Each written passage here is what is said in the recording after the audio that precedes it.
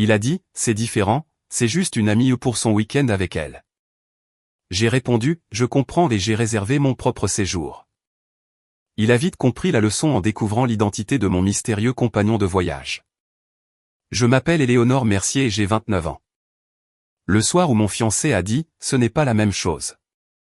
Ce n'est qu'une amie, quelque chose de très petit et de très lasse en moi s'est levé, a retiré son tablier et est sorti de la version de moi qui continuait de postuler pour un respect de base. Je me tenais près de notre évier, les poignets ridés par l'eau chaude, la ville bourdonnant faiblement à travers les fenêtres de notre 3e étage. Le robinet coulait sur une poêle, la vapeur embuant la vitre, l'odeur de l'ail et du savon à vaisselle flottant dans l'air. Aurélien est entré dans la cuisine avec ce pas léger et décontracté qu'il avait toujours lorsqu'il était sur le point de me lâcher une bombe et de prétendre que ce n'était rien d'important. Il s'est appuyé contre le comptoir, faisant défiler son téléphone, l'écran illuminant sa mâchoire. Alors, a-t-il dit avec désinvolture, je pars en région viticole le week-end prochain. Au début, j'ai cru mal entendre. J'ai cligné des yeux vers la poêle, frottant machinalement une tache qui était déjà propre. Pardon, quoi, ai-je demandé sans lever les yeux. Il a souri, ses yeux toujours fixés sur son téléphone. Au domaine de la colline verte? Ce petit hôtel-boutique qui fait des visites de vignobles et la dégustation de fromage? Ils font une promotion. Clotilde a trouvé une offre de week-end incroyable. Le nom est tombé dans mon estomac comme une pierre. Clotilde Morel, 28 ans, la meilleure amie d'Aurélien depuis l'université, la fille à qui il envoyait des messages tous les jours, celle avec qui il avait un dossier de blagues d'initié dans lequel je n'étais jamais vraiment invité. Celle avec qui il déjeunait 2 fois par semaine juste pour prendre des nouvelles, même si nous avions à peine le temps de dîner ensemble en semaine. Quand partons-nous, ai-je demandé prudemment.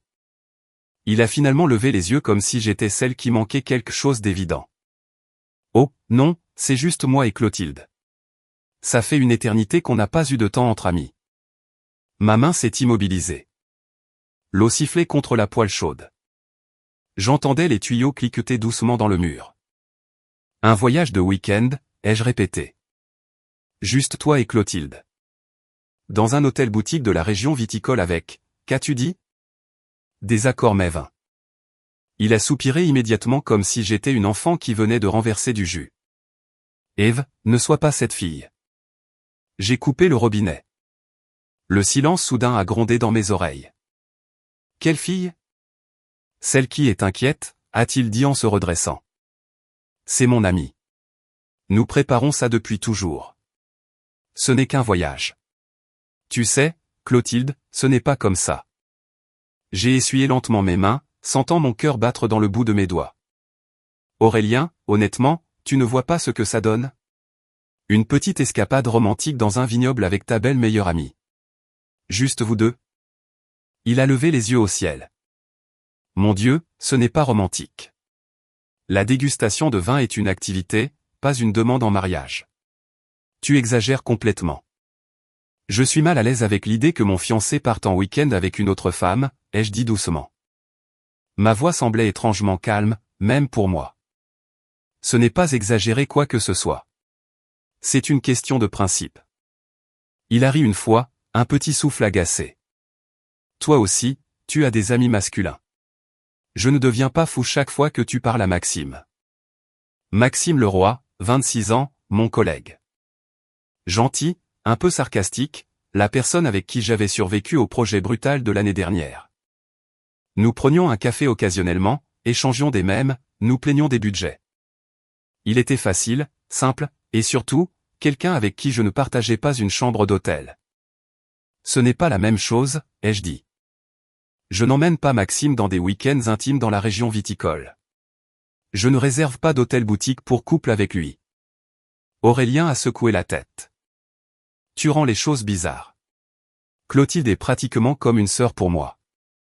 Et voilà la phrase que j'avais déjà entendue. Pratiquement comme une sœur.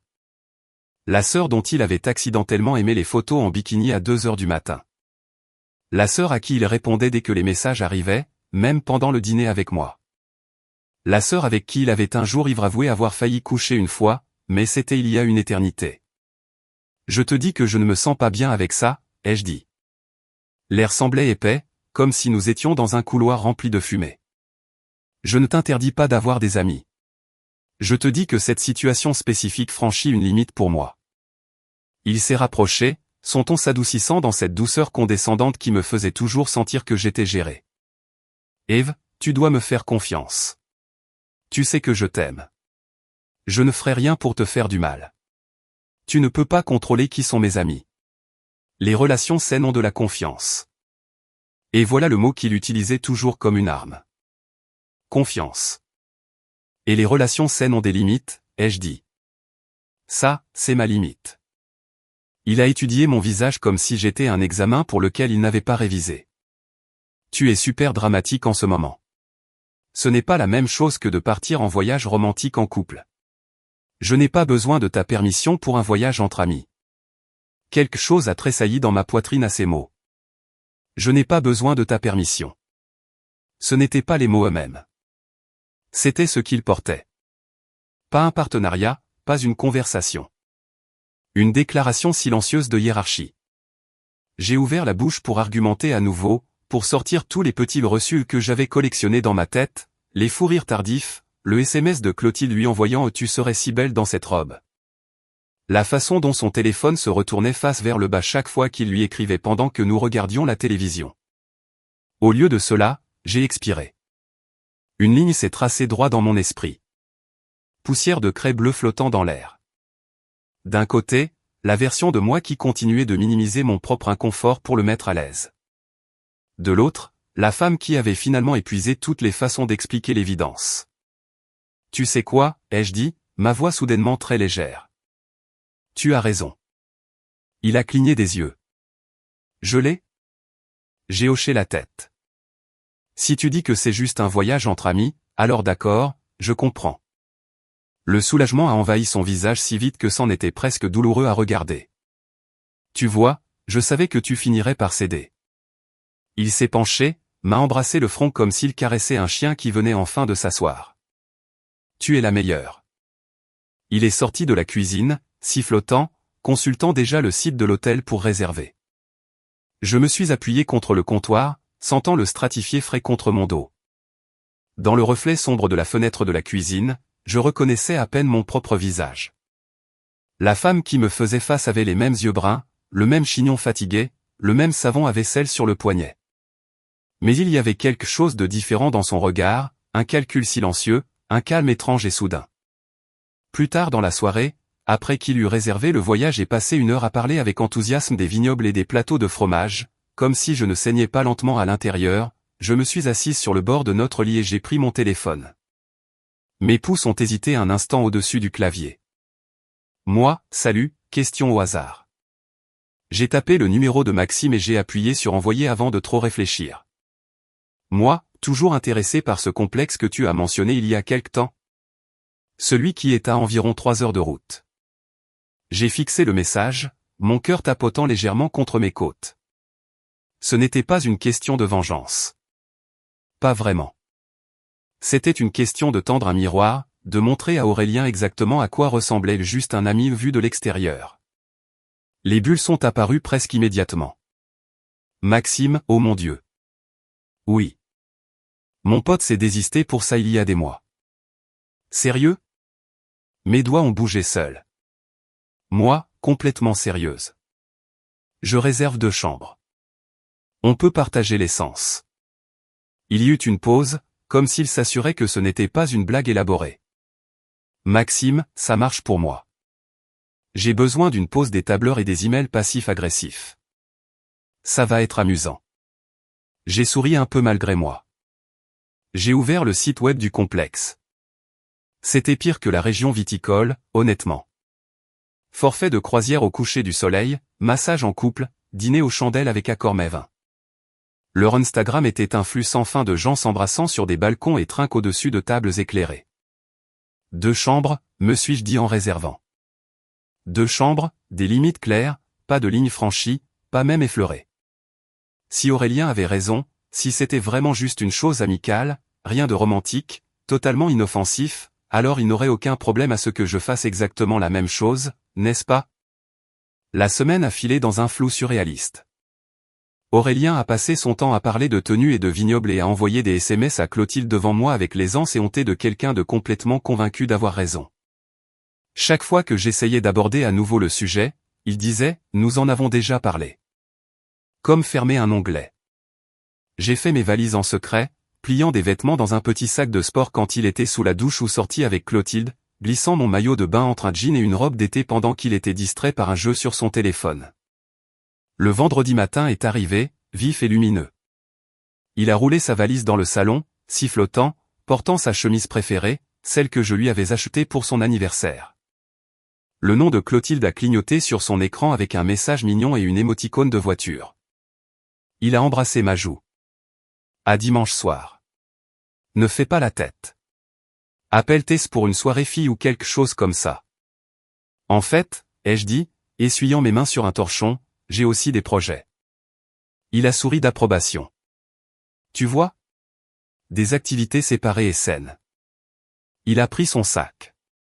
Je t'aime. Je l'ai regardé sortir par la porte et descendre le couloir jusqu'à ce que le bruit de ses pas s'estompe.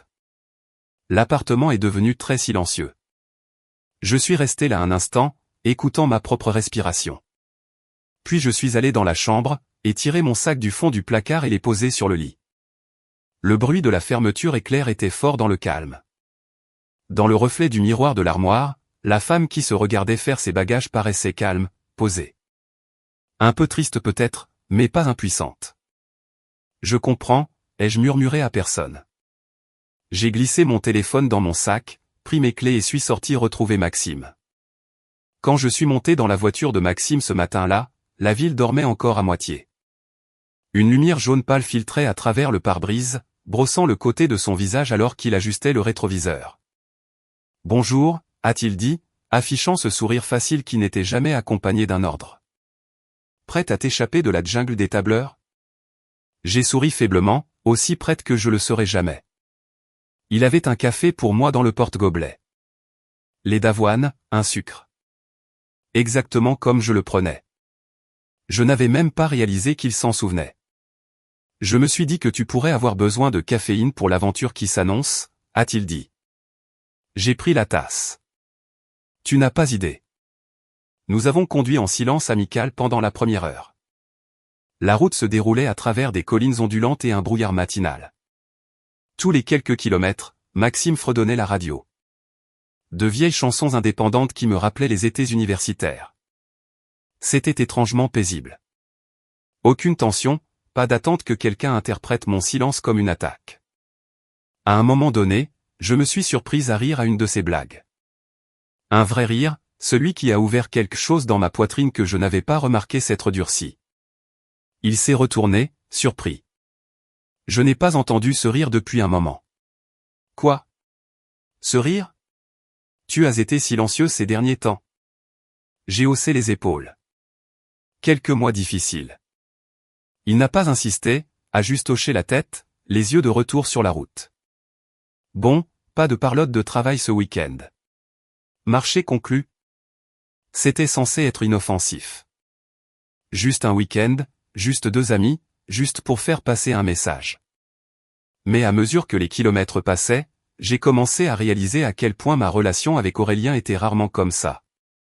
Facile, stable, comme l'air. Je n'avais pas besoin de rationner. Nous nous sommes arrêtés pour faire le plein vers 10 heures. J'ai étiré mes jambes près de la voiture, sentant mon téléphone vibrer encore et encore dans ma poche. Quand j'ai finalement jeté un coup d'œil, j'ai vu le flot de notifications. 12 appels manqués, 16 messages, tous d'Aurélien. Je ne les ai pas ouverts tout de suite. Au lieu de cela, j'ai déverrouillé l'écran et j'ai vu la raison. Maxime avait posté une courte story pendant que nous faisions le plein. Une photo du tableau de bord, nos cafés, et la légende, aventure du week-end en cours. Je n'avais même pas remarqué qu'il avait pris la photo. Mon estomac s'est retourné une fois, vif et léger, comme si l'air venait de se raréfier. Et puis, ping. Le premier message est apparu sur mon écran. Aurélien, tu es sérieux là? Aurélien, qui est dans ta story? Aurélien, rappelle-moi maintenant. J'ai fixé l'écran un instant, puis je l'ai de nouveau verrouillé et remis dans ma poche. La vibration a continué. Plus d'appels, plus de messages, jusqu'à ce que je mette le mode ne pas déranger. Personne n'a remarqué, bien sûr. Tout va bien? Oui, ai-je dit, expirant par le nez. Juste prévisible. Il m'a lancé un regard entendu, mais n'a pas insisté. Tu veux conduire le prochain tronçon? Ça pourrait te distraire. Alors, j'ai conduit. Le rythme stable de l'autoroute semblait quelque chose de purifiant, les jalons kilométriques défilant comme des respirations mesurées. Au moment où nous sommes arrivés au complexe, le ciel était devenu couleur miel, et le vignoble s'étalait de chaque côté comme des rubans de soie verte. L'endroit était pire que ce que j'avais vu sur le site web. Pire signifiant beau, romantique dans chaque manière parfaite conçue pour Pinterest. Porte cintrée, lierre en cascade, une douce musique instrumentale résonnant faiblement dans la cour. Waouh, a dit Maxime en prenant son sac. Si je ne connaissais pas mieux, je dirais que tu essaies de me faire tomber amoureux de toi. J'ai ri. Tu es en sécurité. Je suis en congé de chagrin d'amour ce mois-ci. Il a souri à cela. Bien, moi aussi. À l'enregistrement, la femme à la réception nous a tendu 2 cartes clés. Monsieur le roi, Madame Mercier, bienvenue. 2 chambres côte à côte. Le petit déjeuner est servi jusqu'à 10 heures, les services de spa jusqu'à 20 heures. Merci, ai-je dit, et j'ai ressenti la satisfaction étrangement calme de savoir que si Aurélien voyait cela, il n'y aurait aucun moyen de déformer cela en autre chose. Pourtant, la curiosité a pris le dessus. Pendant que Maxime signait le reçu, j'ai rallumé mon téléphone. L'écran a failli exploser de messages. Aurélien, 10h43, tu es fou. Aurélien, 10h48, qui est-il? Aurélien, 10h49, tu ferais mieux de me répondre avant que je commence à supposer le pire. Aurélien, 11h10, ma sœur dit qu'elle a vu ta story. Tu essaies de m'humilier? Aurélien, 11h15, tu sais quoi? Très bien. Amuse-toi bien avec ton ami. Mais ne prétends pas que c'est la même chose. Le dernier m'a arrêté net. Pas la même chose. J'ai tapé lentement, délibérément. Moi, passer le week-end avec un ami, juste comme toi l'as dit. Ce n'est pas la même chose, n'est-ce pas? J'ai appuyé sur envoyer, retourné mon téléphone face vers le bas, et me suis dirigé vers la fenêtre. Dehors, le soleil couchant frappait la surface vitreuse de la piscine du complexe, projetant des motifs mouvants sur le mur. Maxime m'a rejoint. Ça va? J'ai hoché la tête. Je crois que oui. Il a penché la tête. Tu n'as pas l'air convaincu. J'ai pris une gorgée de l'eau en bouteille que j'avais attrapée au comptoir. Tu n'as jamais réalisé quelque chose sur ta relation trop tard? Une fois ou deux, a-t-il dit doucement. Habituellement au moment où quelqu'un commence à utiliser le mot confiance comme carte de sortie de prison. Cela m'a fait rire. Exactement. Le dîner ce soir-là était décontracté. 2 tables séparées avaient été réservées pour nous à l'origine, mais le restaurant était presque vide, alors nous nous sommes assis ensemble. Nous avons commandé trop de choses. Risotto, Saint-Jacques, du vin. J'avais à peine mangé la moitié avant de me sentir rassasié, pas par la nourriture, mais par le bourdonnement silencieux de la sécurité. Maxime parlait des plans de mariage de sa sœur, de l'absurdité des discours de garçons d'honneur et des photographes hors de prix. Je lui ai parlé de l'obsession de ma mère pour les codes de réduction. Au moment où le dessert est arrivé, j'ai réalisé que je n'avais à peine pensé à Aurélien pendant 1 heure d'affilée. Quand nous sommes sortis, j'ai remarqué mon téléphone s'allumer à nouveau dans mon sac. L'écran se reflétait contre les portes vitrées lorsque nous sommes entrés dans la cour. 27 appels manqués. Le dernier venait d'un numéro inconnu, puis un autre, puis un autre. Je n'avais pas besoin de vérifier pour savoir qu'il venait de Clotilde, de la sœur d'Aurélien, Madeleine, peut-être même de sa mère. Les gens se précipitent toujours pour défendre le récit qu'ils veulent croire. De retour dans ma chambre, j'ai branché mon téléphone, mais je ne l'ai pas retourné. Dehors, la nuit était immobile et lourde, des cigales bourdonnant quelque part au loin. Je me suis allongé sur le lit, fixant le ventilateur de plafond jusqu'à ce que j'entende un léger coup à la porte. C'était Maxime tenant 2 bouteilles d'eau et un air à moitié désolé, à moitié préoccupé. Désolé, je me suis dit que tu pourrais vouloir de la compagnie ou de l'hydratation, ou les deux. J'ai souri. Les deux, en fait. Il est entré, s'est appuyé contre la commode et a fait un signe de tête vers le téléphone. Ton fiancé perd la tête. Prévisiblement, ai-je dit. Il dira que c'est différent, que j'ai franchi une limite. Il ne l'a pas fait, a noté Maxime. Tu l'as fait? J'ai croisé son regard. L'a-t-il fait? Un moment de calme passa entre nous. Pas de flirt, pas de tension, juste de la compréhension. Je suppose que la différence, a-t-il dit finalement, c'est que tu t'es posé cette question. Il m'a tendu l'eau, a hoché la tête une fois, et est parti. Le lendemain matin, la lumière du soleil filtrait à travers les rideaux comme une alarme silencieuse. Mon téléphone sur la table de nuit bourdonnait toujours de messages non lus. Aurélien, 2h13, on peut juste parler, s'il te plaît? Aurélien, 2h48, je vois ce que tu fais. Aurélien, 3h02, Clotilde dit que tu essaies de te venger de moi. Aurélien, 3h07, tu gâches tout. Pendant un instant, j'ai failli ressentir de la pitié, presque. Puis j'ai fait défiler jusqu'au premier message. Ce n'est qu'une amie. J'ai éteint l'écran. Dehors, Maxime attendait près de la piscine avec un café et un sourire doux. Prête pour la plage? Il loue des planches à pagaie. J'ai attrapé ma serviette. Oui, allons-y. L'eau était assez froide pour me faire rire. Nous avons vacillé, sommes tombés 2 fois, puis avons abandonné et flotté sur le dos, fixant le ciel. Le monde semblait brièvement et béatement simple. Quand nous sommes revenus sur la plage, j'ai vu le téléphone de Maxime s'allumer. Une notification des réseaux sociaux. Il a grimacé. Oh! J'ai posté une photo. Tu es un peu en arrière-plan. J'ai plissé les yeux. Les deux souriants, trempés, le soleil vif au-dessus de nous. Il avait l'air penaud. Tu veux que je la supprime? J'ai secoué la tête. Non, laisse-la. Il m'a étudié un instant, puis a hoché la tête. D'accord. Au moment où nous sommes retournés au complexe, mon téléphone vibrait si violemment dans mon sac qu'il ressemblait à un insecte piégé. Je l'ai finalement vérifié. Aurélien, 11h22, je n'arrive pas à croire que tu fais ça. Aurélien, 11h25, je viens de voir la photo. Aurélien, 11h28, tu es une hypocrite, Aurélien.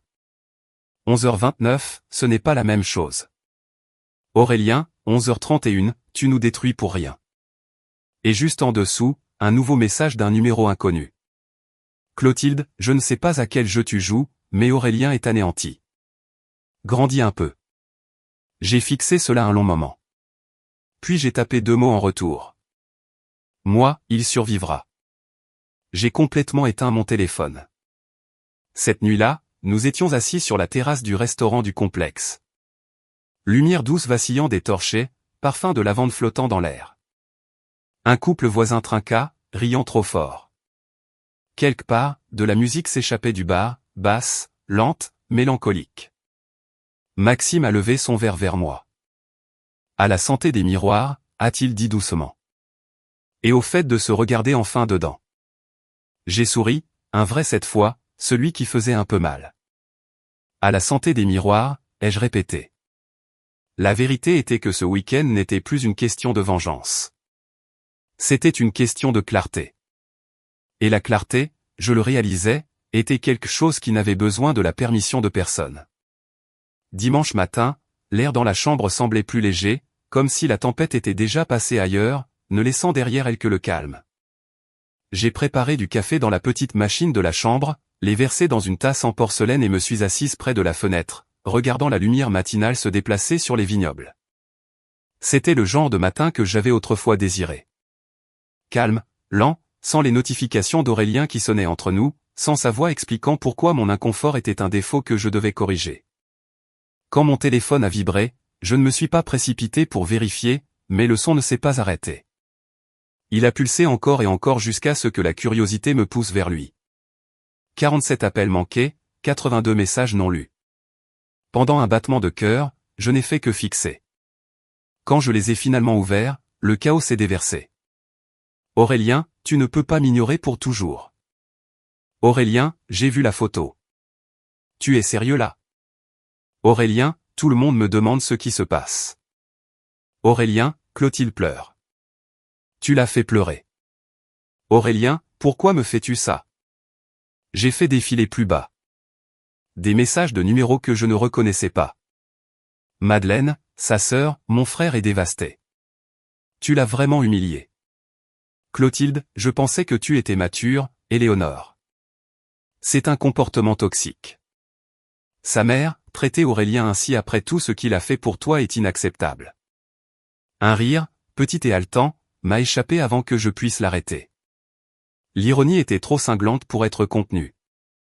Il m'avait transformé en méchante du jour au lendemain, la petite amie qui ne fait pas confiance, la machiavélique manipulatrice, la femme jalouse qui l'a repoussé. Et tout ça parce que j'avais fait exactement ce qu'il avait fait. L'écran s'est allumé à nouveau. Appel entrant. Aurélien Parker. Je l'ai laissé sonner encore et encore. Finalement, j'ai tapé une phrase et j'ai appuyé sur envoyer.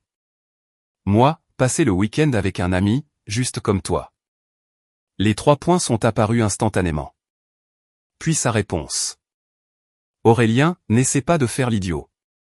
Tu sais que ce n'est pas la même chose. J'ai verrouillé mon téléphone. Cette phrase encore. Pas la même chose. Il le croyait vraiment.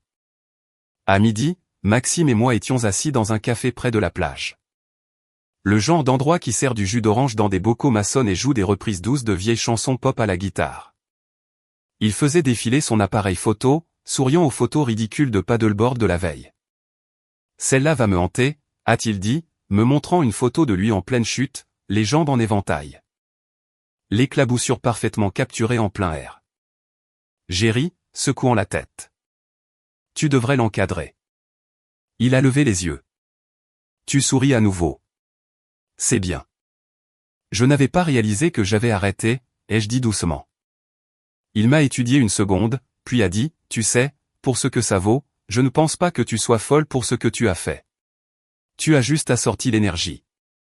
Peut-être, ai-je remué ma boisson, mais j'ai quand même l'impression d'être la méchante dans son histoire. Il s'est penché en arrière. Laisse-le écrire la version qu'il veut. Tu connais la vérité. C'est suffisant. Cela sonnait si simple. Peut-être parce que ça l'était. Quand nous sommes revenus au complexe, la réceptionniste m'a arrêté. Madame Mercier, a-t-elle dit prudemment.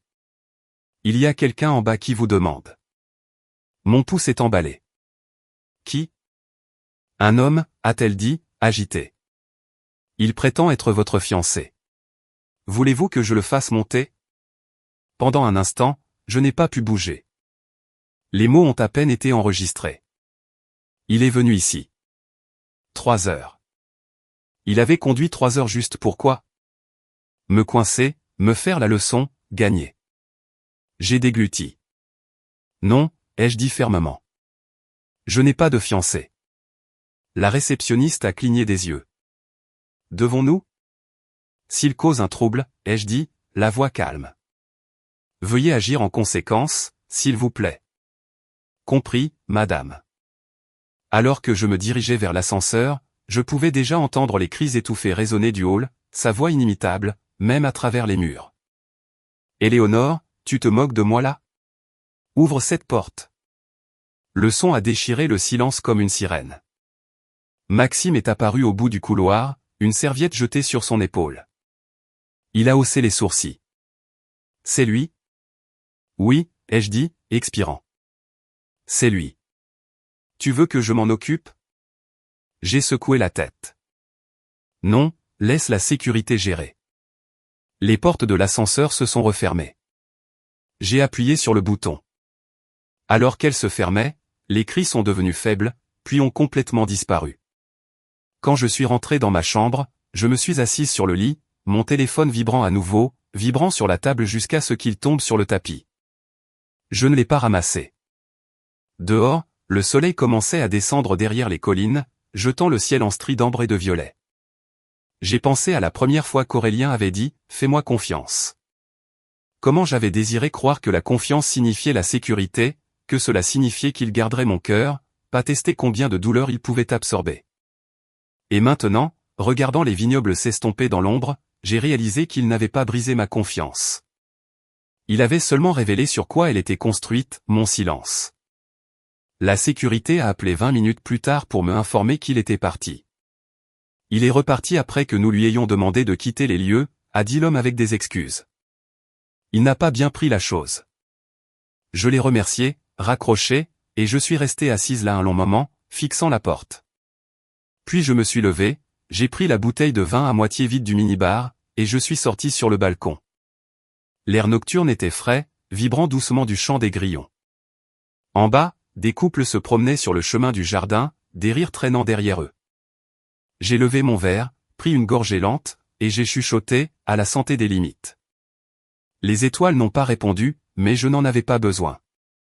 Le lendemain matin, mon téléphone était à nouveau plein. Aurélien, je n'arrive pas à croire que tu m'aies fait expulser. Aurélien, j'ai conduit 3 heures pour toi. Aurélien, tu m'as humilié devant tout le monde. Aurélien, c'est de la maltraitance émotionnelle, Éléonore. Aurélien, tu as besoin d'aide. Puis un dernier. Aurélien, si tu veux parler, je serai à la maison ce soir. J'ai fixé le message pendant une bonne minute avant de supprimer tout le fil. Certaines choses ne méritaient pas de réponse. Quand Maxime a frappé à ma porte pour le petit déjeuner, j'avais déjà fait mes valises. Il a haussé un sourcil. Tu pars tôt ? Oui, ai-je dit. Je pense que je suis prête à rentrer à la maison. Il a hoché la tête, prenant son sac. Juste. Tu veux conduire ou je le fais ? Conduis, ai-je dit, souriant faiblement. Je suis fatigué d'ouvrir la voie. La route du retour était silencieuse. Pas de musique cette fois. Juste le vent et le léger ronronnement des pneus sur l'asphalte. À mi-chemin, Maxime a dit doucement, « Tu ne vas pas le laisser se racheter par la parole, n'est-ce pas ?» J'ai secoué la tête. Non, je crois que j'ai enfin dit tout ce que j'avais à dire, juste pas avec des mots. Il a souri. Alors je qualifierais ça de progrès. C'était peut-être le cas.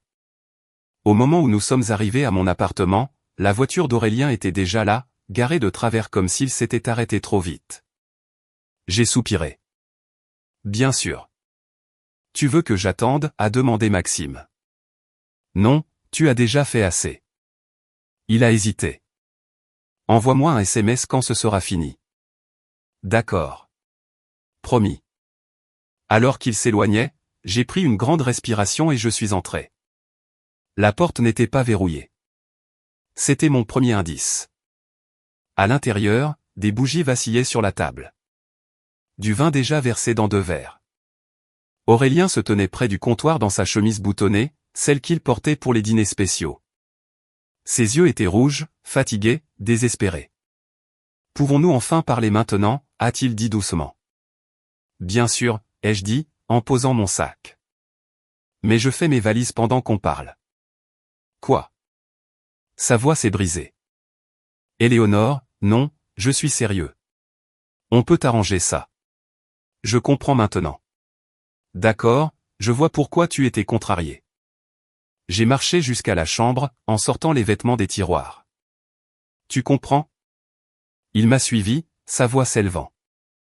Oui. Je n'aurais pas dû y aller. Je n'aurais pas dû dire que tu étais inquiète. Je ne pensais pas que tu ferais ça vraiment. Je me suis retourné, pliant soigneusement sa chemise. Tu veux dire, te montrer le miroir ? Il a cligné des yeux, confus.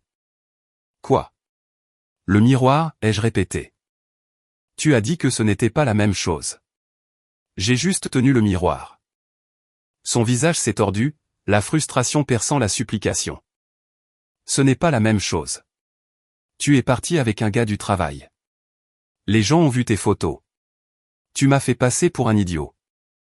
Et toi, tu es parti avec une femme avec qui tu flirtes depuis des années, ai-je dit, la voix stable.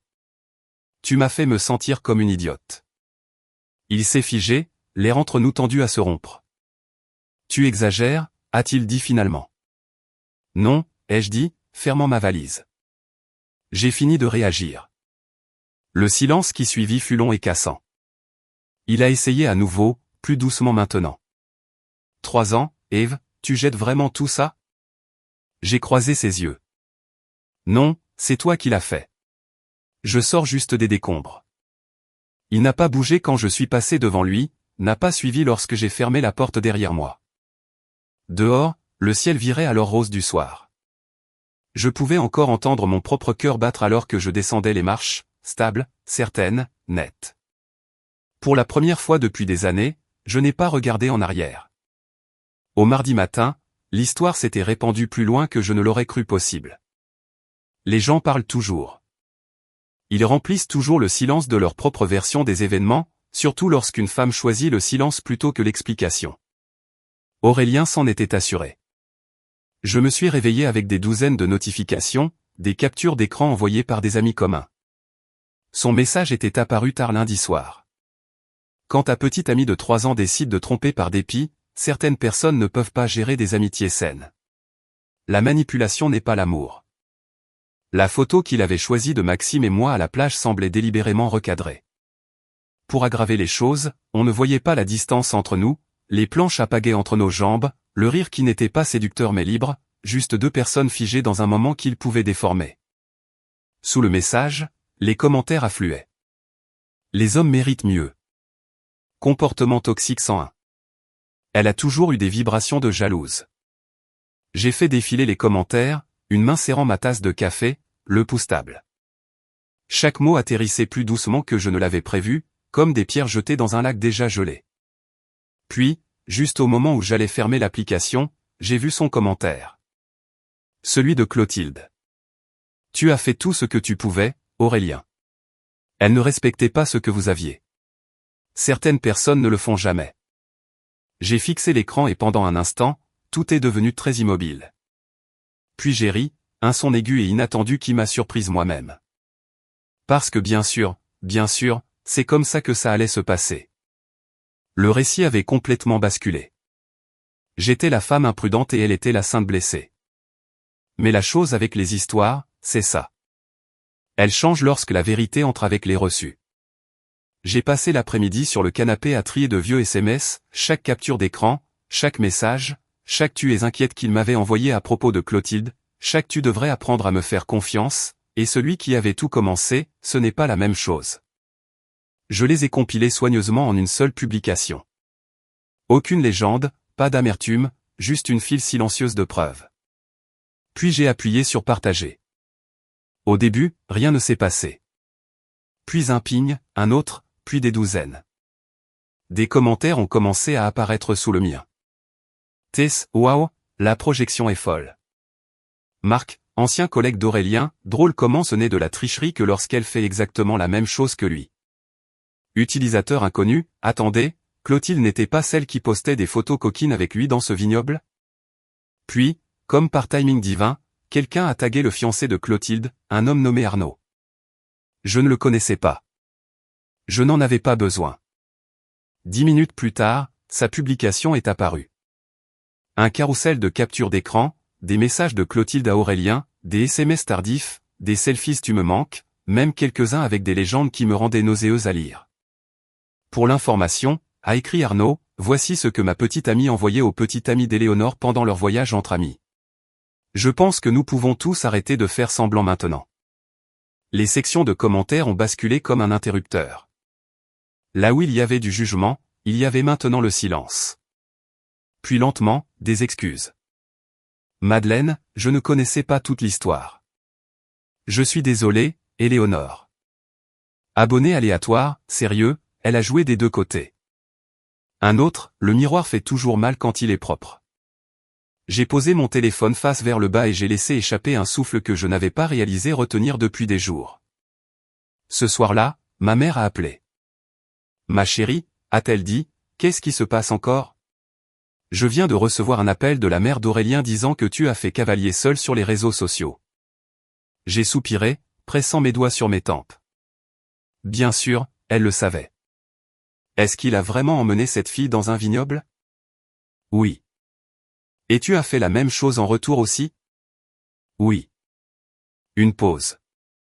Puis, à ma grande surprise, elle a ri doucement. Tu sais, dit-elle, je n'ai jamais aimé cette Clotilde. Trop jolie pour avoir des limites. J'ai souri faiblement. Tu aurais pu me le dire plus tôt. Je l'ai fait, dit-elle. Tu ne voulais juste pas écouter. Elle avait raison. J'avais passé 3 ans à me convaincre que la raison pouvait corriger une double norme, que si je communiquais mieux, faisais plus confiance, restais calme, je pouvais équilibrer quelque chose qui n'avait jamais été construit à plat. 2 jours plus tard, Aurélien a envoyé un SMS à nouveau. Aurélien, je ne sais pas pourquoi tu essaies encore de me faire passer pour le méchant. Aurélien, nous avons tous deux fait des erreurs. Je voulais arranger les choses, mais tu voulais clairement juste gagner.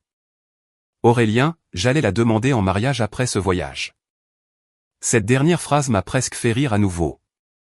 Le mélodrame, le timing, une demande en mariage. Après m'avoir invalidé pendant des mois, une bague comme pansement pour la blessure qu'il avait créée. J'ai tapé une phrase en retour. Moi, tu ne peux pas demander en mariage quelqu'un que tu n'as jamais respecté. Puis j'ai bloqué son numéro. Les semaines qui ont suivi semblaient étranges, comme sortir d'une tempête et réaliser que le monde n'était pas fini, juste changé. J'ai déménagé dans un petit studio de l'autre côté de la ville avec des fenêtres qui captaient la lumière du matin et des planchers qui grinçaient d'une manière réconfortante. J'ai acheté de nouvelles assiettes, de nouveaux draps, un nouveau sentiment de calme. Maxime m'a aidé à porter des cartons. Il ne disait pas grand-chose, soulevait juste ce que je ne pouvais pas et me faisait rire quand j'avais l'air trop sérieuse. À un moment donné, il a levé une tasse ébréchée de ma vieille cuisine. Garder ou jeter ? Garder, ai-je dit après un moment. Elle a survécu à beaucoup de choses. Comme toi, dit-il, puis plus doucement. Ça va ? J'ai hoché la tête. Mieux que bien. Finalement, il a souri. Brunch dimanche prochain. J'y serai. Ce soir-là, je me suis assise sur mon balcon avec un verre de vin, non pas pour trinquer à la vengeance ou à la clôture, mais à la paix. La ville en contrebas était calme, de petits sons s'élevant comme des murmures, quelqu'un promenant son chien, la porte d'une voiture se fermant, le bourdonnement d'un vieux climatiseur. J'ai pensé à tout ce qu'Aurélien avait dit, toutes les façons dont il avait essayé de me convaincre que sa version de la confiance était la seule juste. Que l'amour signifiait ignorer ce qui faisait mal, que le silence était la maturité. Il avait l'habitude de dire, ce n'est pas la même chose. Et pour une fois, j'étais d'accord avec lui. Ce n'était pas la même chose, parce que quand je suis parti, je n'y suis pas allé pour prouver un point. J'y suis allé pour en trouver un. Et quand j'ai regardé dans ce miroir, j'ai finalement vu quelqu'un qui valait la peine d'être défendu. Quelqu'un qui n'avait pas besoin d'être la petite amie cool. Quelqu'un qui n'avait pas besoin d'expliquer pourquoi le respect comptait. Quelqu'un qui pouvait se choisir silencieusement sans fanfare. J'ai levé mon verre vers la ligne d'horizon, le reflet de la ville scintillant faiblement à la surface du vin. À la clarté, elle chuchotait, et au fait d'avoir enfin fini de postuler pour elle.